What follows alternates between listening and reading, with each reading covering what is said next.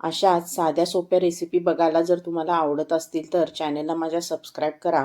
कढईमध्ये 4 चमचे तेल घेऊन पाव चमचा मोहरी, पाव चमचा जिरे, 5 ते 6 कढीपत्त्याची पाने, पाव चमचा हिंग पावडर, थोडी कोथिंबीर, अर्धा चमचा आलं लसूण पेस्ट घालून लसूण चांगला परतून घ्यायचा. आता एक मध्यम आकाराचा बारीक चिरलेला कांदा घालून कांदा गुलाबी रंगावर परतायचा. पाव चमचा हळदपूड, 1.5 चमचा मसाला तिखट, एक मोठी वाटी कुकरमधून शिजवून घेतलेले ओले शेंगदाणे घालून मिक्स करायचे.